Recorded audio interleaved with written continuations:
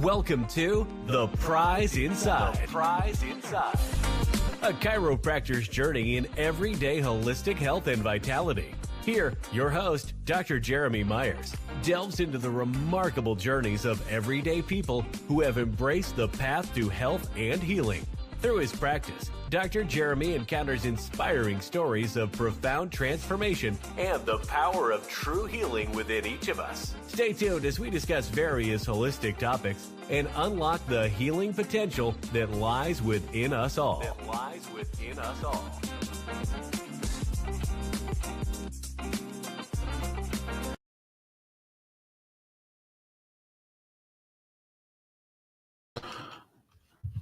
All right. Good evening, everybody.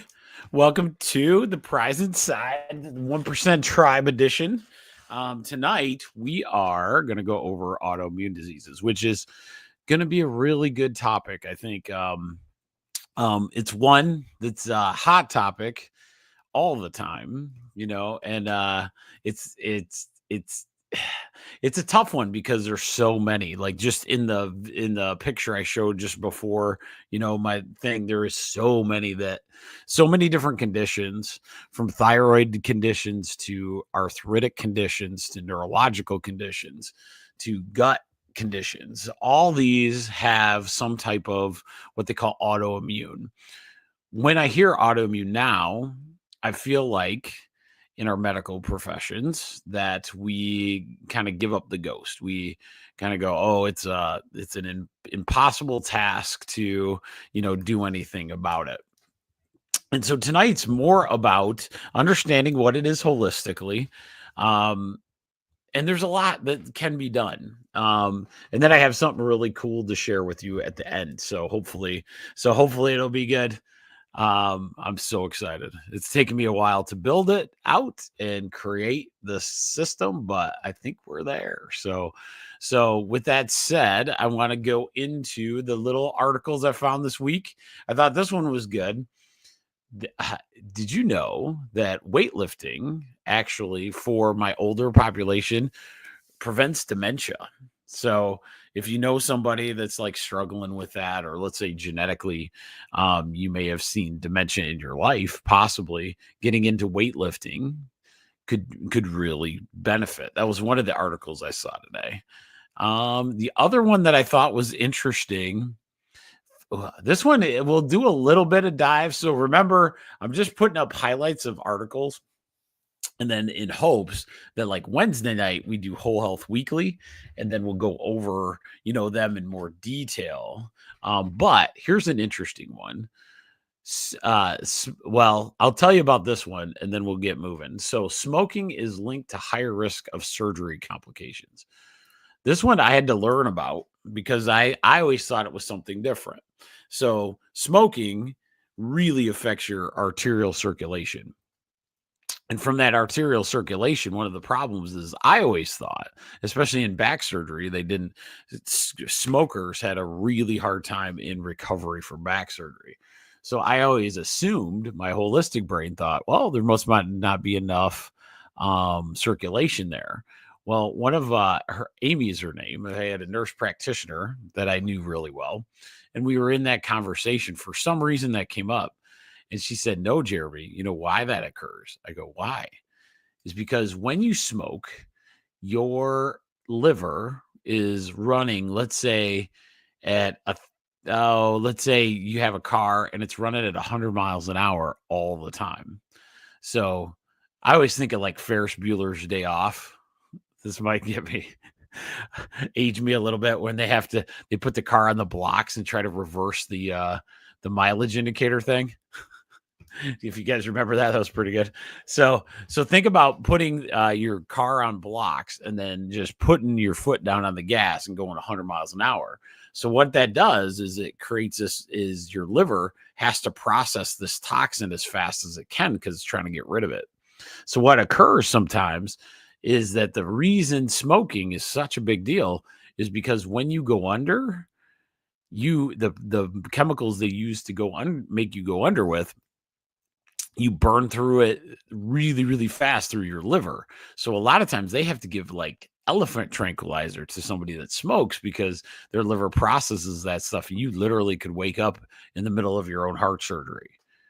So remember that. That was always wild, like when I saw that one. So that's why they do the smoking thing. Don't smoke. They do, at least to stop you for at least 3 months. I think it's 3 months, 3 to 6 months before you get any kind of surgery there. And then we'll go into that one. Fluid restrictions does not necessarily help people with chronic heart disease. So we're going to talk about that one a little bit, probably Wednesday night. So Wednesday night's usually like either 6:30 or 8:30, just depending on what kids have and everything else. But that one's really fun to do.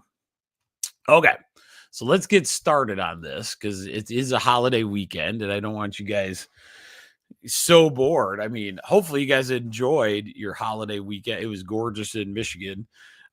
We got a ton done. My wife was making fun of me today. I put in a basketball hoop, which was my birthday gift or Christmas gift. Sorry. So I finally got it into the ground, which it looks great. And like, I can't believe I completed this thing because you actually had to do like construction. So like cement, everything else. I thought I screwed it up right away and it looks good. So I'm pretty happy. So we got a nice basketball hoop, got that done. And then we had to chop. So in our house, we have about 2 acres farm, it's kind of like a hobby farm. We did a lot of cool things this year, native plants. Hi, Sue. Oh, hey, Julie. Oh, watch this, guys. I can do this. Yeah, there's Julie. Hopefully she's doing good. Keep me posted. Julie had a little oomph that we got. Hopefully she's feeling good. And then, of course, Sue boosted me tonight. So I'm very happy. Anytime you guys make comments on anything I do, even if it's the craziest comment ever, you boost our numbers up. So that's really cool. But yeah, so we did all kinds of cutting and we had to like start burning some of the brush that we've accumulated over the time. But did a lot of native plant things this year. So I'm really, really excited. One of these times I'll get pictures. I keep taking the pictures, but I did some mugwort, lavender. We did some oregano. We did some sage. We did a lot of cool things in the herb garden that really took off. The only one that didn't was lemongrass, and it took off greatly. I just didn't do it well. It didn't winter well, right? So anyway, so we'll talk about those things as the herb things go, because a few different herbs we'll talk about tonight are pretty impressive. So let's talk about this autoimmune stuff. Enough about me. Let's do this. All right. So let's get into the presentation. Now, as we know, what we said is autoimmune is several different things. Okay. So you can have it in the category of juvenile diabetes, to liver problems, to IBD or celiac disease, MS. MS is a big one, autoimmune. Alopecia is one, Graves' disease. A lot of thyroid things are autoimmune, right? So that'll be a thing. Psoriasis, myocarditis, and rheumatoid arthritis. You can also call it fibromyalgia. The list goes on. And one of the hard parts of the list, especially in autoimmune, is there's a lot of it. And it's a bigger situation than we often realize. I believe there's a lot more people that have conditions like this than really,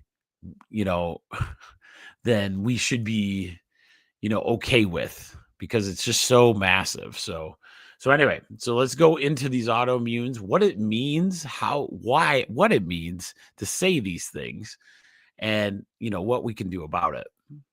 So what we're going to go over tonight is an overall look at autoimmune diseases, and what we can do from a holistic perspective will be a really good, situation. I really want us to understand the why, what holistic approaches you can do to help out. So there is that. Okay. So let's look at the first thing that we must do. We must figure out what an autoimmune disease means. Okay. In our holistic, in our 1% tribe, it's all about understanding and knowledge. I want us to understand what they mean by autoimmune. So you think auto, so automatically immune. So if I was to break it down without reading the definition yet, our immune system is automatically turning on. But because it becomes a disease process, because the immune system automatically turns on no matter what.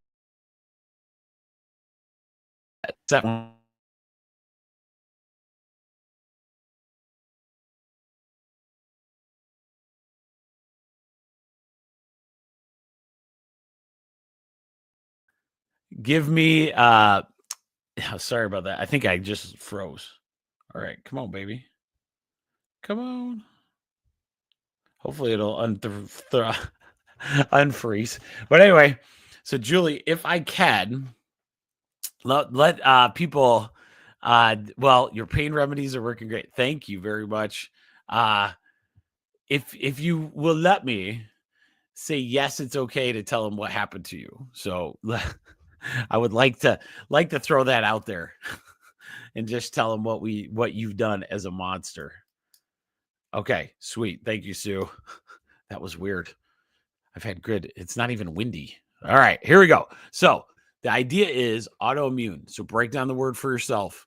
The immune system's turning on automatically, but we don't know why. So what we have to do is figure out why that is occurring. So here is the definitions. An autoimmune disease is a condition in which the immune system mistakenly attacks the body's own healthy cells, tissues, or organs, perceiving them as foreign threats, like what we just talked about.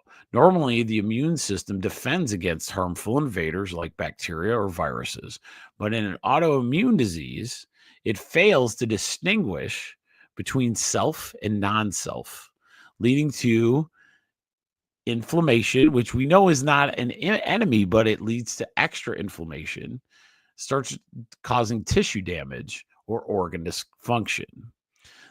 These diseases can be systemic, affecting multiple parts of the body, such as lupus, that's another good one, or organ specific, targeting a single organ, type 1 diabetes affecting the pancreas, right?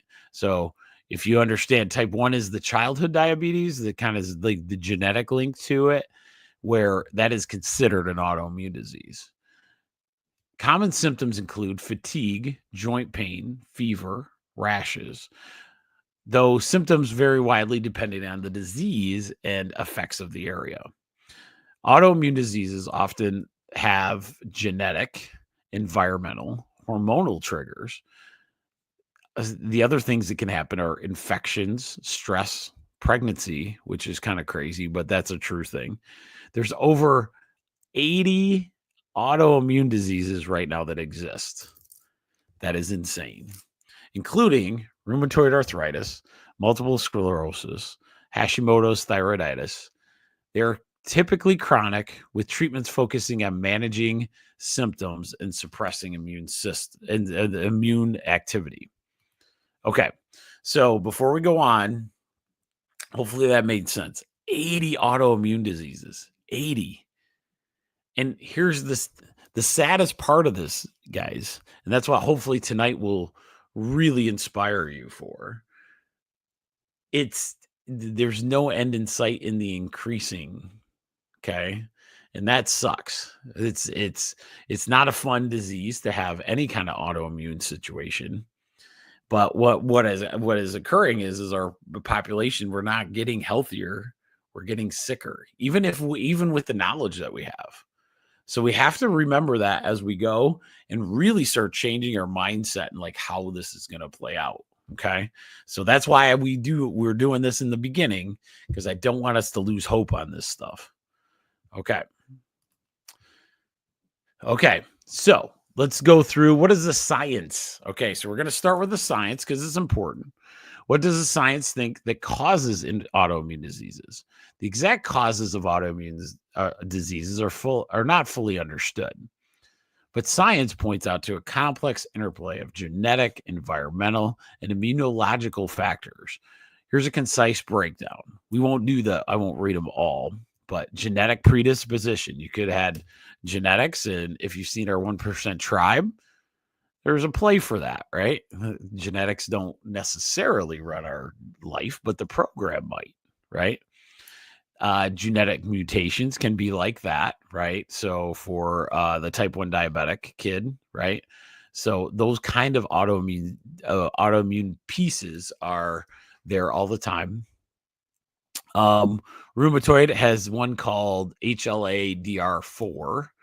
The one I remember is, if anybody's heard of AS, or ankylosing spondylitis, that one's HLA-B27.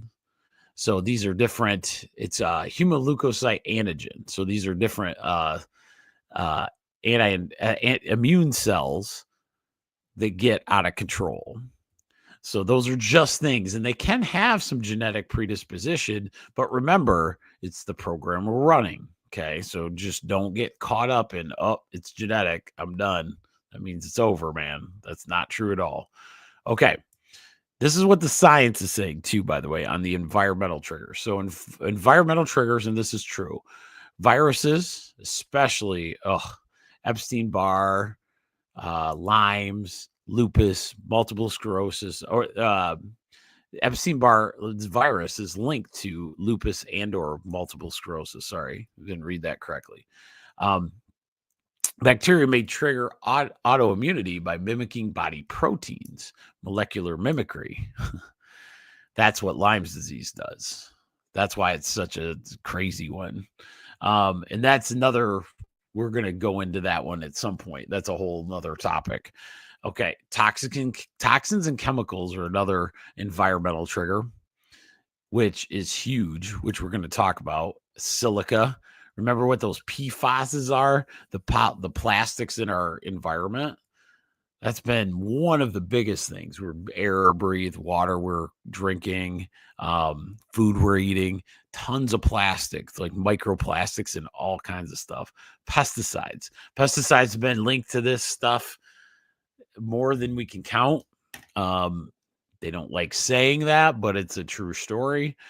So it is what it is. We have to just expose and be honest about these kind of things. Lifestyle factors in the environment circle. You have smoking, poor diet, chronic stress. Okay, causes immune system imbalances. UV radiation could be a UV radiation. Remember what we talked about in one of our videos, the EMF, right? Electromagnetic frequencies could be up there as well. Immune system dysregulation is failure of the immune system to do the proper stuff, right? So gut microbiome imbalances could cause this hugely as well. So these are just, you don't have to don't read into these right now, right? There's a ton of lists. You can give, when you have 80 autoimmune diseases, they're going to throw every kind of like, what causes it? The problem is we don't find out, and then we start just medicating. Okay, so there's hormonal influences, and of course, epigenetics. So those are the things I wanted you to know. So this is the current hypothesis of what the science says, and then I'm going to give you a whole different one. So just be ready for that. What the science says and the research. The hygiene hypothesis suggests reduced early life exposure to microbes may prevent proper immune system training, increasing autoimmune risks. So let's read that again. Reduced early life exposure to microbes. What's that mean? Remember when I was growing up, we didn't really want to ever get dirty. When our, like we cleaned everything with bleach and everything else. We didn't let the kids go outside. They believe that this has a big connection with this, or with autoimmune diseases, because the gut microbiome is not where it needs to be, which allows your immune system to not be where it needs to be, and it causes your immune system to go crazy. So that could be one, right? So almost over hygiene happens all the time. We see it in chiropractic all the time. So this one we can talk about right now. When I'll give you an example of at home. So we had a certain brand that we'd use, just a cheap brand of whatever laundry detergent in our house. And when my baby was born, Allie, the first daughter, we were washing her clothes, and you always used a nice one in baby world. We called it Dreft back then. So Dreft was the one that was super safe for kids and all that kind of thing. Well, one day we accidentally put one of her onesies in with what we were using, as an adults, Rachel and I. And so when we did that, she broke out in full-time hives, right? So whatever was in those was causing some major reactions. Okay. So some of the cleaning products that we've had in our lives have been actually more toxic than you could possibly imagine. Sometimes getting rid of every bug known to man is going to cause you major problems. So just remember that as you go forward. Doesn't mean be dirty. It just means maybe use some stuff that's a little less big on you than bleach and, all these different ones with heavy chemicals for cleaning. Okay. So that's a big deal though. Chronic inflammation this is the other reason that they're saying autoimmune could happen. Chronic inflammation from obesity or metabolic syndrome may predispose individuals to autoimmune conditions. Ongoing research explores the roles of microRNAs, gut-brain immune axis, and viral persistence in disease onset. While these factors are implicated, the precise trigger often varies by individual or disease. For example, type 1 diabetes may involve a viral trigger targeting the pancreatic beta cells, while multiple sclerosis may stem from a combination of genetic risk and environmental factors like low vitamin D. All right, I've had to get all that in there because I wanted to give you the understanding of the science that's currently out there.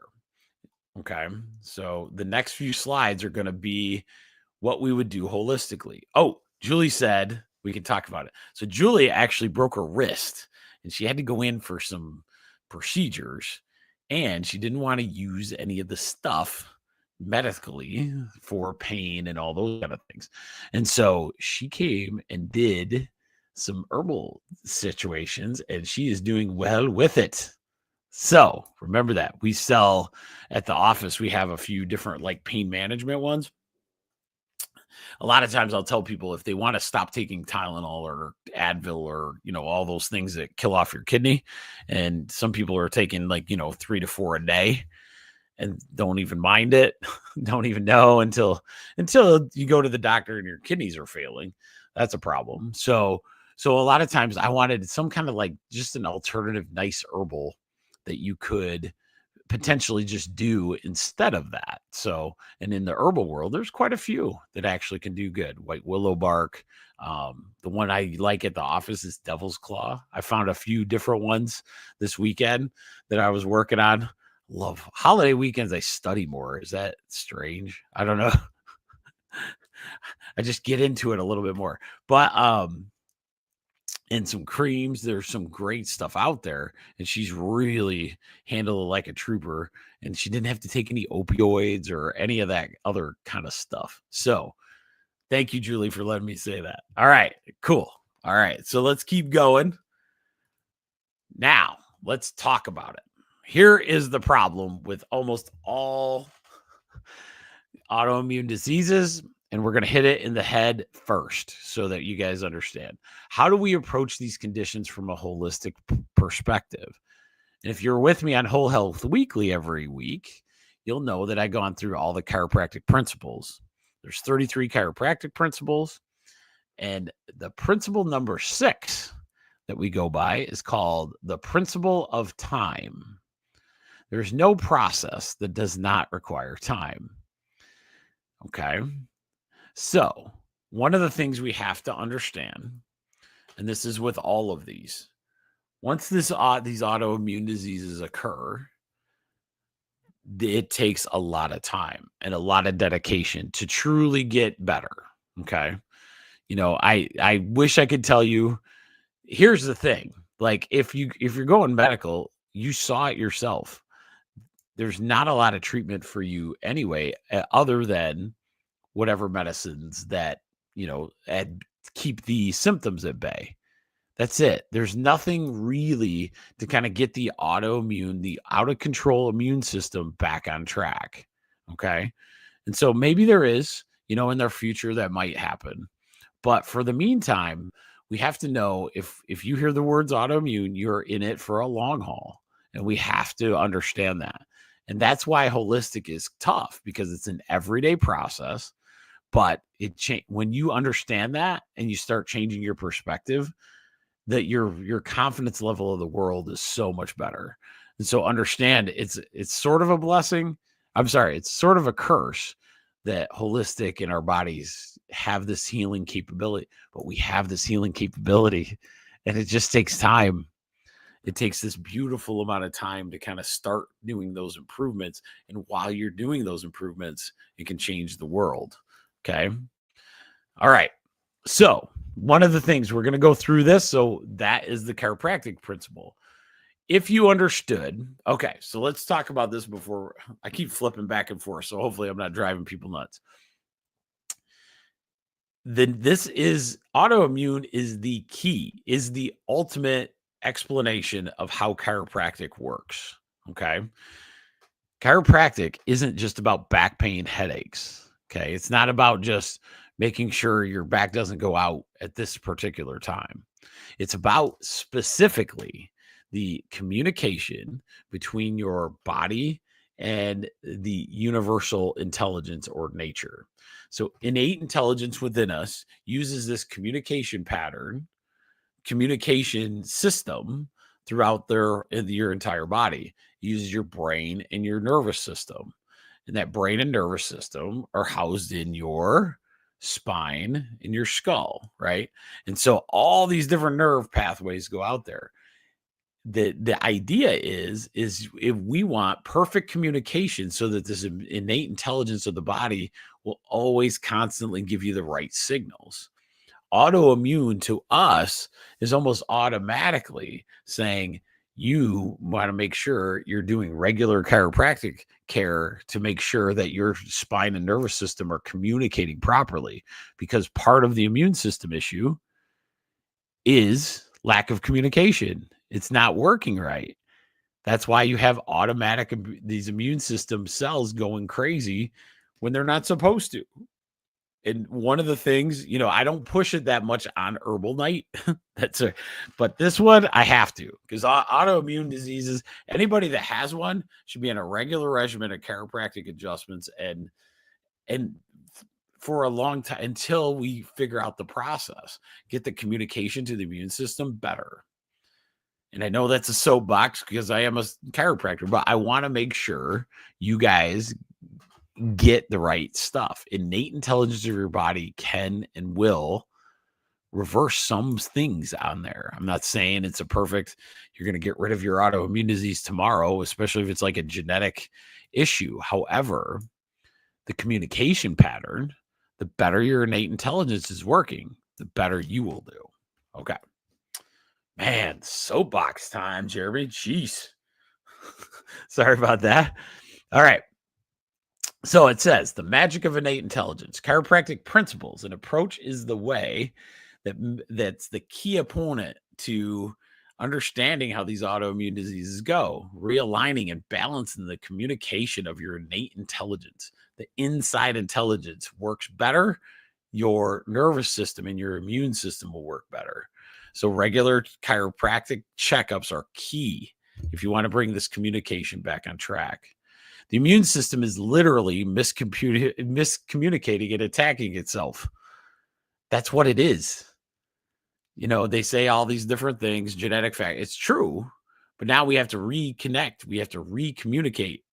The immune system is not dumb. Okay. how is any medicine going to control this aspect? If it's not communicating, how is it going to do that? It's going to just get rid of symptoms. That's what it knows for. And so we have to have better communication. That's what it tells me. That's what autoimmune always signals in my brain. The problem is usually our mindset is not that it takes this much time. So we have we have to start creating these better communication patterns. And it's not just through chiropractic, but that's a good place to start. Okay, now let's go through these. All right, so here we go. How do we approach it through the holistic perspective, through the food and environment? Okay, these conditions have a great deal of connections to environmental factors, right? Massively important to understand this. So some of this stuff is going to happen to you that you had no idea it was there. You could have grown up right next to big power lines that had some kind of EMF coming off of there. You could have. Now, here's one of our biggest problems. A lot of these kids, and one of the reasons I think we're seeing autoimmune diseases in younger kids is their fun is an EMF frequency generator. So we have computers, we have phones, and these little tiny kids with very soft, very vulnerable to a lot of this stuff. And they're constantly watching these different things, on TVs and all those kind of things. So I think we're actually causing ourselves a lot of problems. And I really believe that. So we have to be careful in there. Remember the PFASs are in a lot of the different tap waters.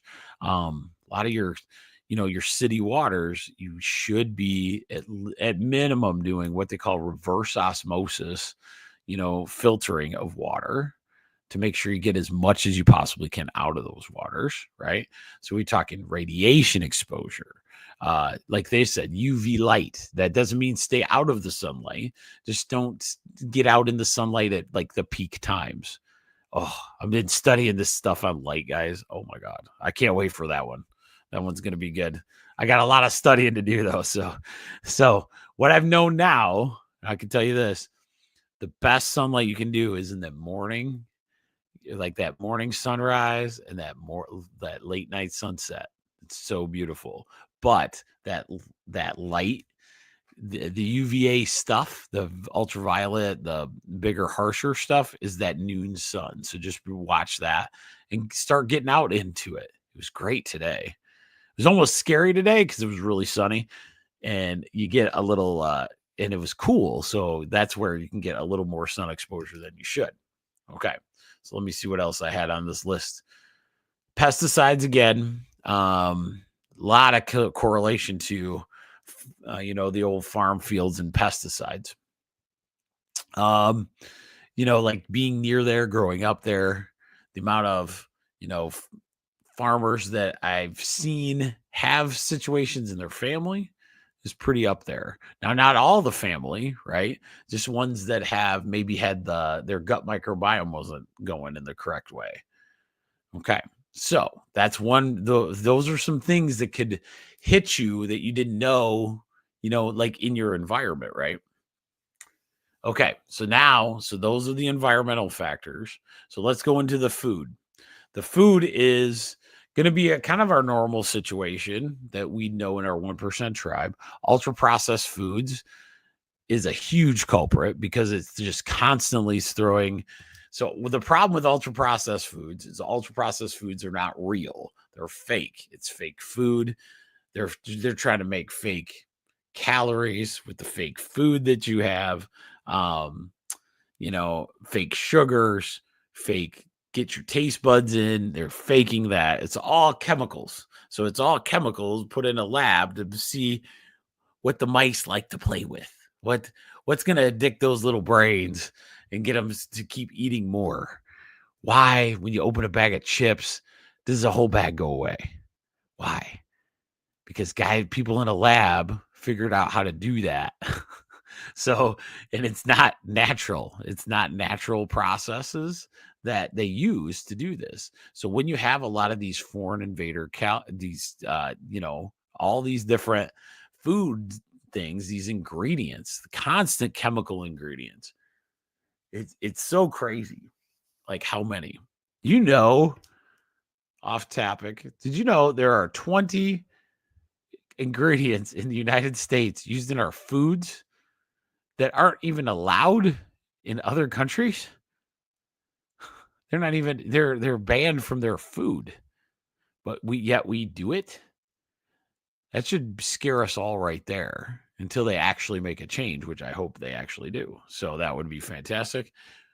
But the idea is they're banned because they don't even process in your biology correctly. So now your immune system's going nuts all the time. So whether you think it's good or think it's bad, we have these processed foods that are a problem. Fake sugars drive me nuts. Fake sugar is one of my my seed oil situation. So seed oils are the oils they deep fry things in, those kind of things. They're made from really processing these seeds out, canola, blah blah blah. Super bad for you because your body has no idea what that is, because it's not even it's like putting milk in your gas tank and then expecting your car to run on it. The innate intelligence of the human body is crazy. It can actually run on milk, right? Somehow it figures out it'll adapt and figure out how to run milk in a gas tank of a car. But do we want to live that way? I don't think so. I think we need to start looking at putting real things that break down, and fake sugars are terrible. There's so many, and I've given you quite a few of those. Hormones in meat. So the way this is like a soapbox night again. All right. So the way we raise our animals, we put a lot of hormones in them. The reason we put hormones in is to get them bigger, right? Because if we shoot them with estrogen, a ton of estrogen in what they eat, or, those kind of things, what occurs is we fatten up the animal. And so when we have this hormone imbalance, that then transfers to us having that hormone imbalance, because the estrogen doesn't go anywhere. It's in the food that we're eating. All right. So that's that one. All right. So we're almost to the fun part, I swear. This autoimmune diseases are so crazy. Awesome. Like, it's such a big topic. And I hope in my world, I want to help as many of these people as I can, because it's so hard to live this way. How do we approach these conditions now we're going to go into how do we approach them. Okay. So we understand how I would take it as a holistic perspective. Now, the first thing is we must get our diet under control. So there's two things: environment and diet. Okay. So these two things we really need to take a look at. Are we in front of a computer all the time? Checking to see if instead of, do we drink water? These are simple things, but they add up. So just please remember that. So, I drink all of my water out of like a metal container versus, a lot of different plastics, right? Some of these plastics were even pulled off the shelf because they were given so much plastic into the water that's been a problem. Some of us grew up on that, not even knowing that the plastic was a problem. Now, a lot of different changes have occurred. So if you start going in that right direction, a lot of these environmental factors we can do some things with. Okay. The next one is the carnivore diet. So I use the carnivore diet quite a bit in my holistic or my herbal situations when people come in. And the reason is simple. If I can get somebody to do an organic meat, like a really organic, where it came from meat, a lot of times you're going to be able to, because a lot of times meat and fat, and that's what a carnivore diet is. Essentially, there's a lot of different pieces, but you're just eating fat and meat and water. Okay. So you do this for a while, and then sometimes you can actually cleanse your body while still feeling not as hungry, right? So a lot of times if you go like fasting and all those kind of things, it could really start wearing on your mental, because if you're not used to fasting or anything else, it could be a ride.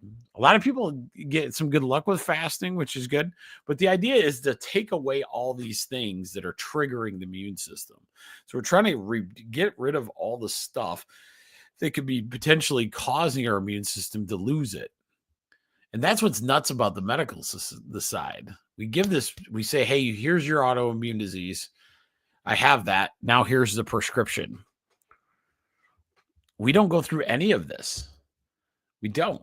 We'd be like, all right, just don't eat as much sugar.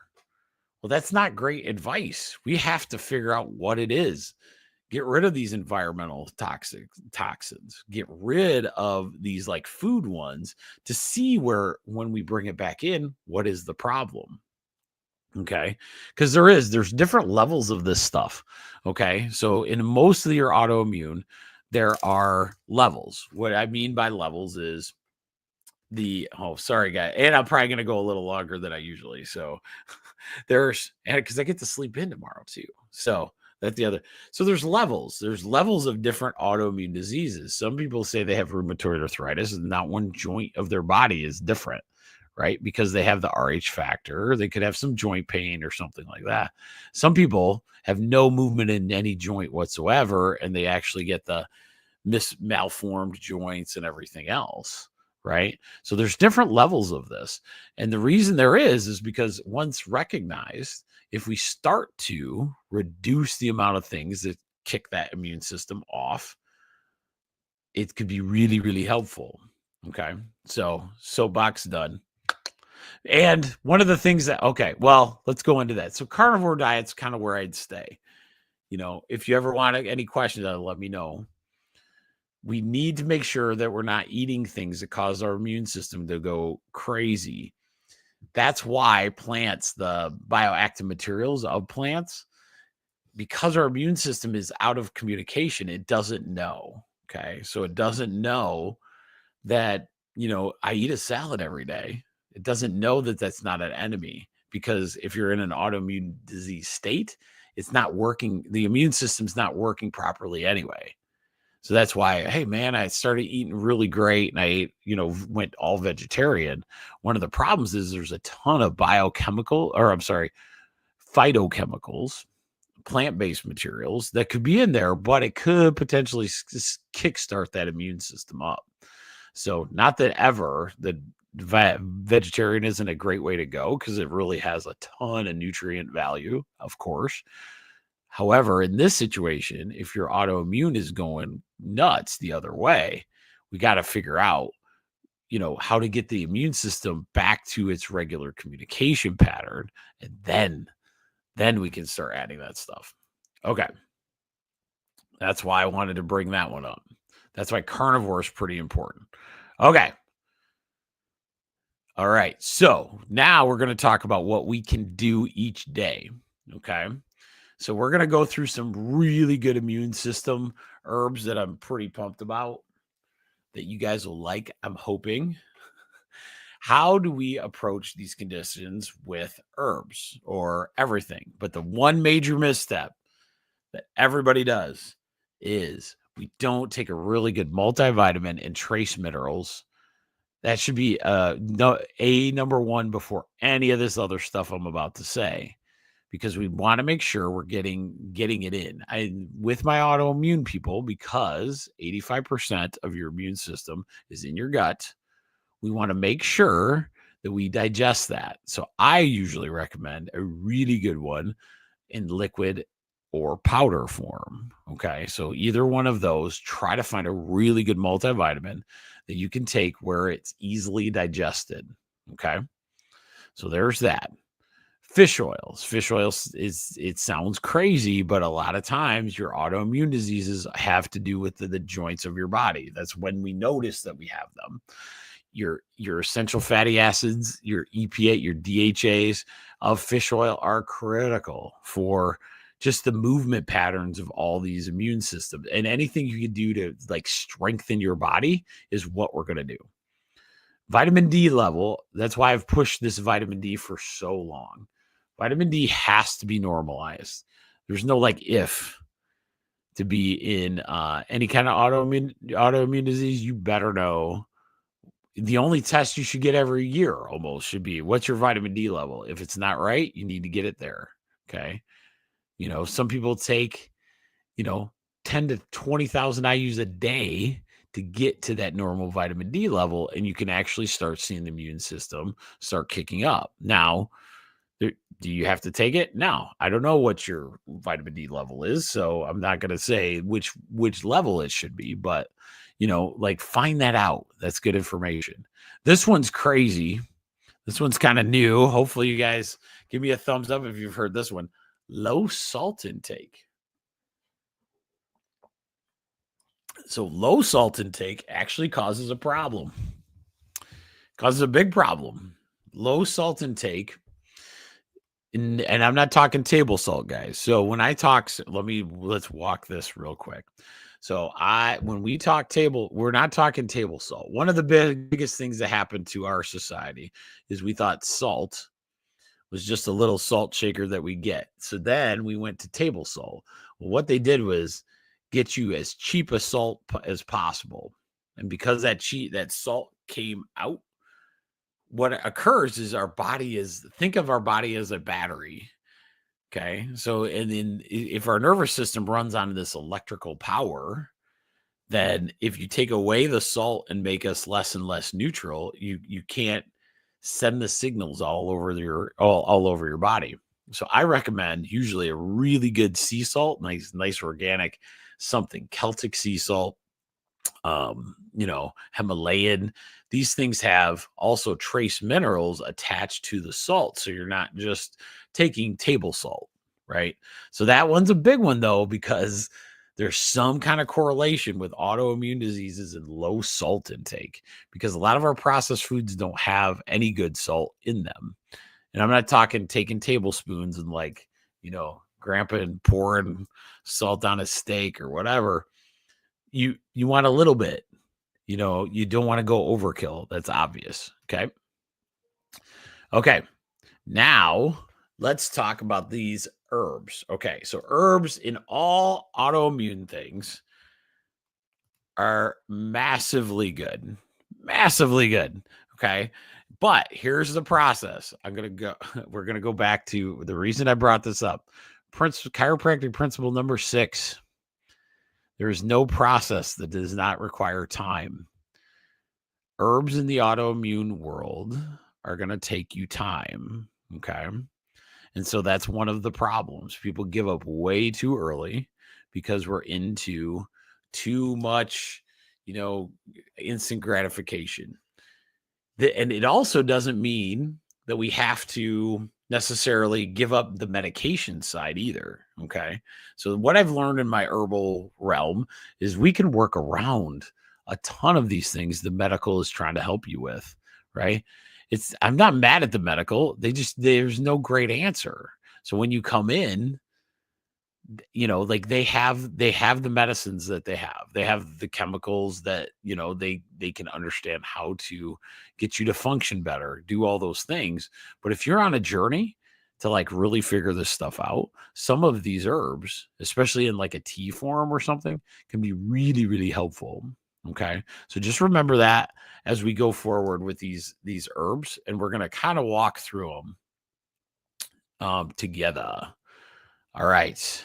So here is the ones that can help you. So we've already done. So we're going to eat clean.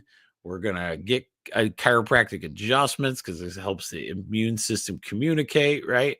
So now we're going to talk about astragalus.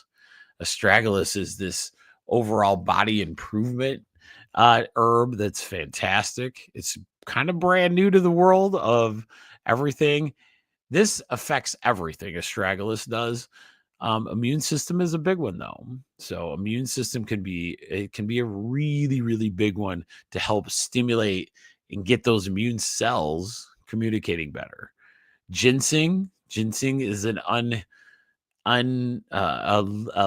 hero that no one thinks about. Ginseng tea, It's been around for ages, but we just don't do it as much as we probably should.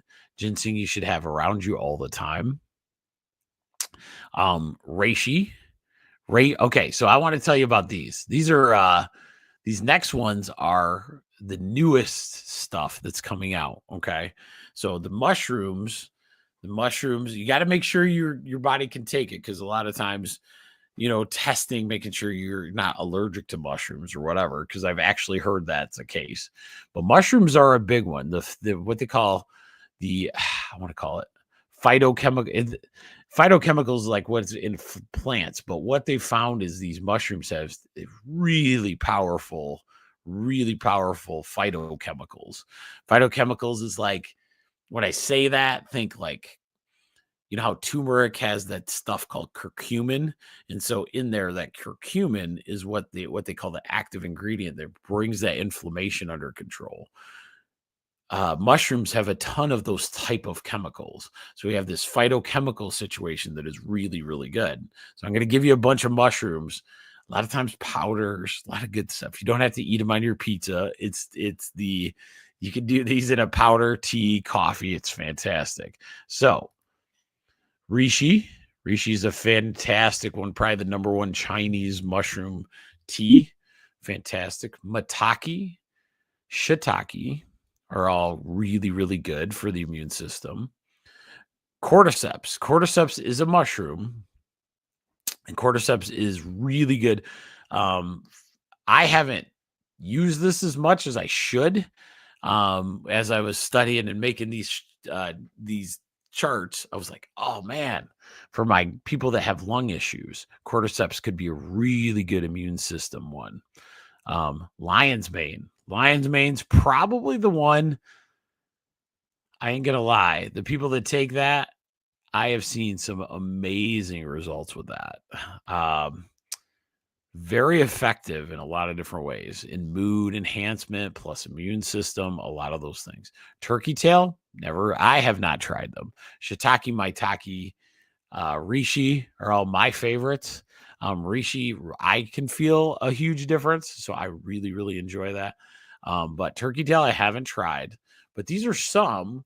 But look at how many mushrooms can help the immune system. Isn't that wild? That's wild. Okay, so here's some more herbs that we can talk about. Herbs continued. Echinacea.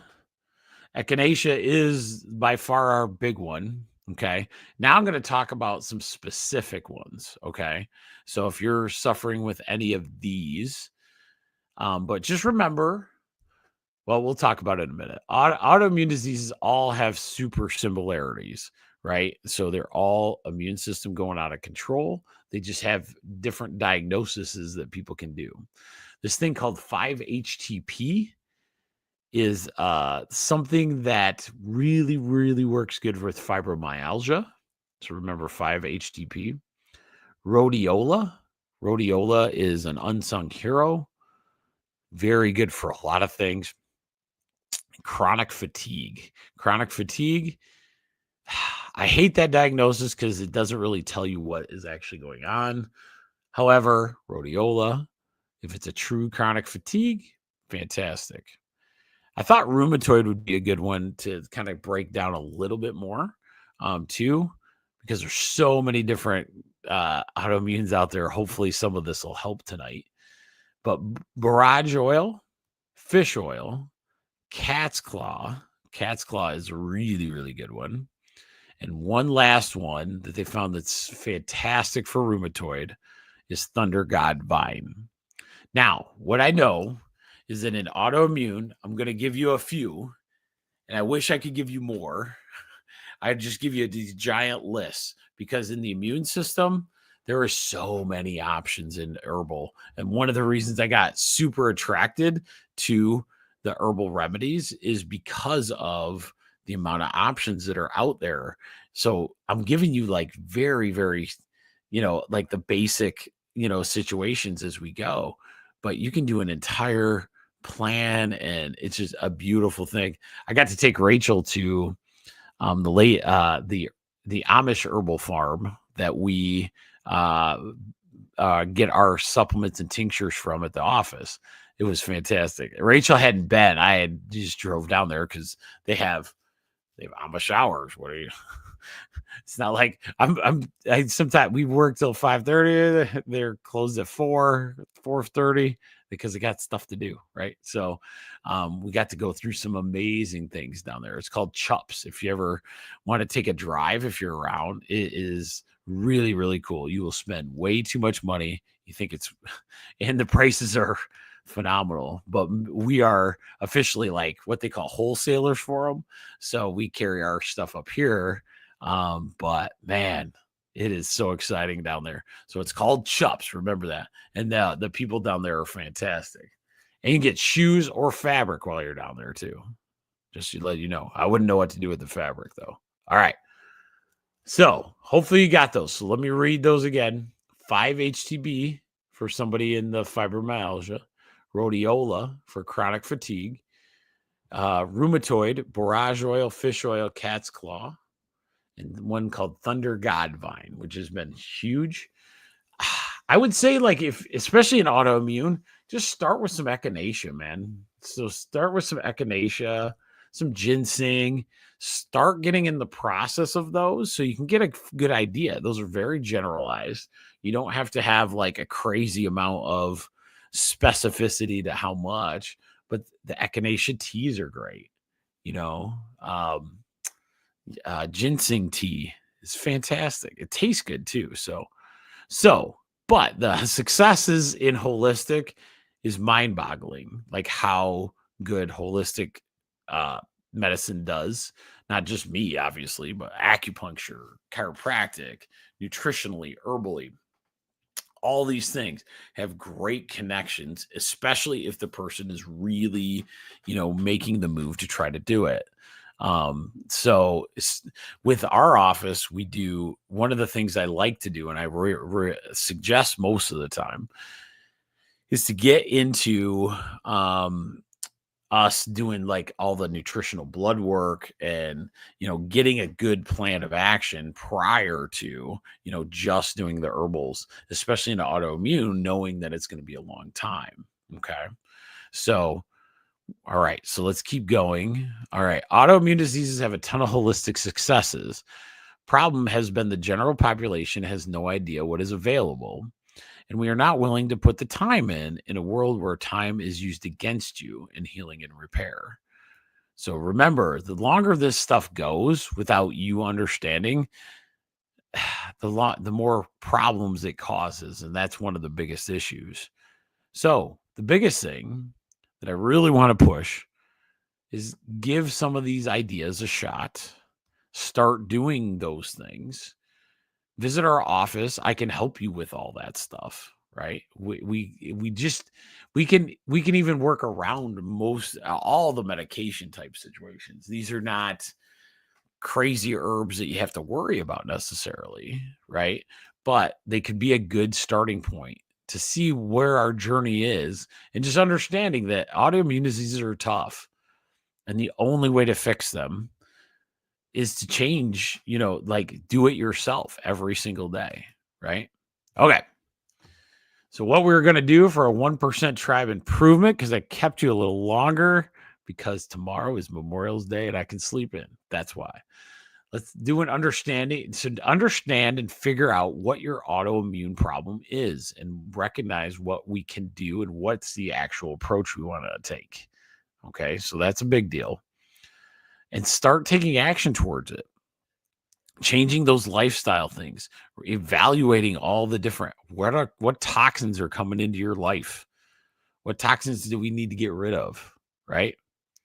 We'll look at your diet, see what modifications, that's always a thing. And then just remember, there's tons of supplements out there. There's tons of, in this category, there is a lot of things you can do holistically. 80 different autoimmune diseases. 80 different autoimmune diseases. Okay. We're at a point. Oh, I think I woke up Olive. She's a little mad about the 80 different autoimmune diseases. But we're at a point where we have to do something. We have to start getting healthier. And the only way we can do that is to have, somebody along on the journey. So, um, I hope this was good. If you guys liked it, give me a thumbs up.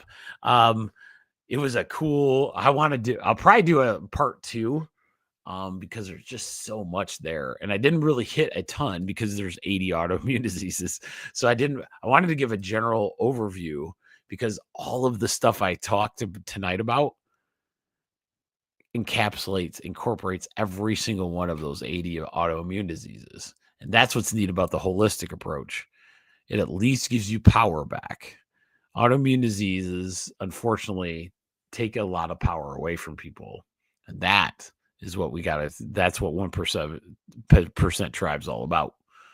So with that, I will talk to you later. It was good talking to you guys, and we'll see you Wednesday or Sunday again. Have a good one, guys.